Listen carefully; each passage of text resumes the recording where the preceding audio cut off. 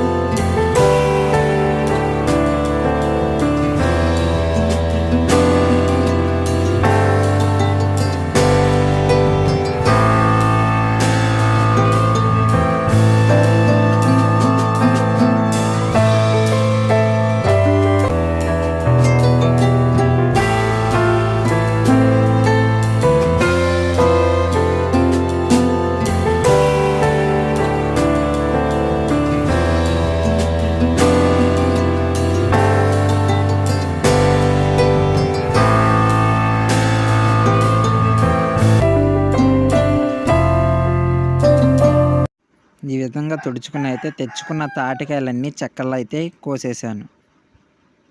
తాటికాయలన్నీ చెక్కలుగా కోసిన తర్వాత ఏం చేయాలో చూద్దాం రండి. ఈ తాటి చెక్కలు అనేవి గ్యాస్ పొయ్యి మీద ఉడకబెట్టడం కన్నా కట్టెల పొయ్యి మీద ఉడకబెడితే చాలా టేస్ట్గా వస్తాయి. ఈ విధంగా తాటికాయకి తీసేసిన ముచ్చుకలన్నీ ఈ విధంగా ఒక డేక్షాలో కింద భాగంలో పెట్టుకోవాలి.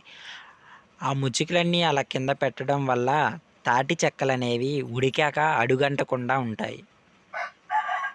ఆ తరువాత మనం తాటికాయ కోసిన తాటి చెక్కలను అయితే ఆ ముచ్చుకల పైన పెడతారు.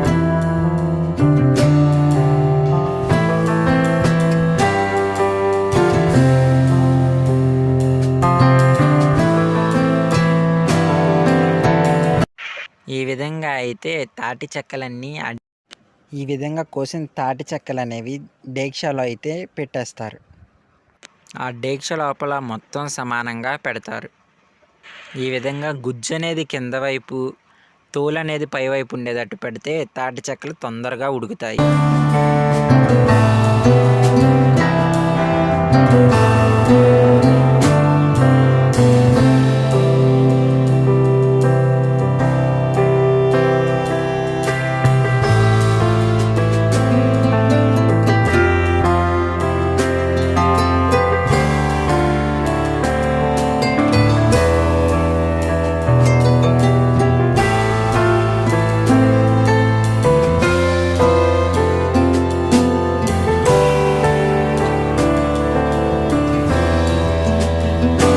ఫైనల్గా అయితే కోసిన తాటి చెక్కలన్నీ డేక్షాలో అయితే పెట్టేశాను.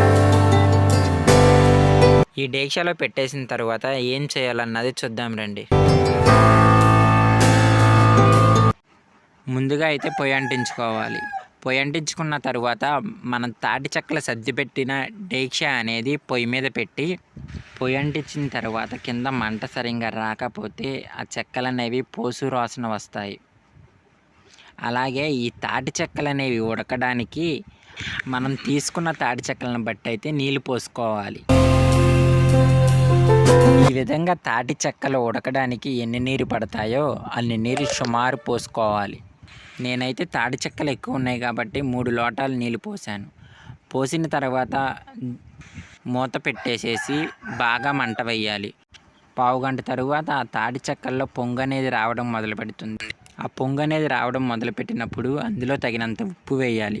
ఆ ఉప్పు వేయడం వల్ల తాటి చెక్కలు అనేవి టేస్ట్ ఉంటాయి. అలాగే అందులో వాతం ఏమన్నా ఉంటే ఉప్పు తినేస్తుంది. ఆ ఉప్పు వేసిన తరువాత ఒక అరగంట పాటు బాగా ఉడకనివ్వాలి. ఇలా మూత వేసి ఉంచితే పొంగు వస్తూనే ఉంటుంది.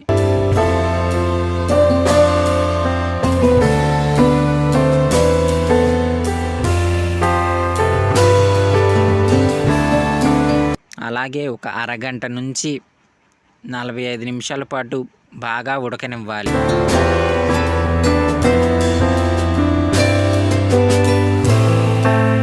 ఈ విధంగా బాగా ఉడికినివ్వాలి. ఎంత ఉడికితే అంత టేస్ట్ వస్తుంది.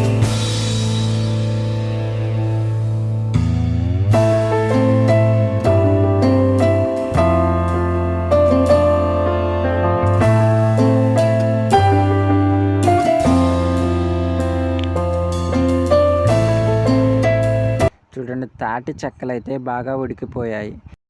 నేనైతే కట్టెల పొయ్యి మీద తాటి చెక్కలు అనేవి బాగా ఉడికిచ్చాను. ఒక గంట సేపు పాటు బాగా ఉడికాక ఈ విధంగా అయితే ఉడికాయి. ఈ విధంగా ఉడికిన తాటి చెక్కలను అయితే తీసి పక్కన పెట్టేశాను. ఈ తాటి చెక్కలు అనేవి చల్లారితేనే చాలా టేస్ట్గా ఉంటాయి. అలాగే వేడిగా తినడం వల్ల మోషన్స్ అవుతాయి. అలాగే చేదు కూడా ఉంటుంది. చల్లారిపోయాక ఈ తాటి చెక్కలు అనేవి చాలా తీయగా కూడా ఉంటాయి. ఫైనల్గా తాటి చెక్కలు అయితే ఉడికిపోయి చల్లారిపోయి తినడానికి రెడీగా ఉన్నాయి. ఈ విధంగా పిల్లలను అయితే తీసుకువచ్చి ఆ పిల్లలకు కూడా ఇచ్చాను. తాటి చెక్కలు అయితే చాలా టేస్ట్గా వచ్చాయి.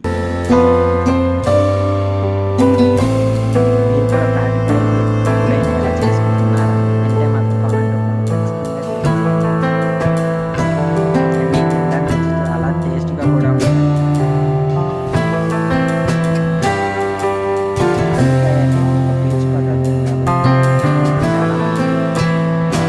తాటి చెక్కలు అయితే ఎంతో ఆనందంగా తినేసాం. అండ్ చాలా టేస్ట్గా కూడా వచ్చాయి. తాటి చెక్కలు ఉడకబెట్టాక అందులో కొంచెం నీరు ఉంటుంది.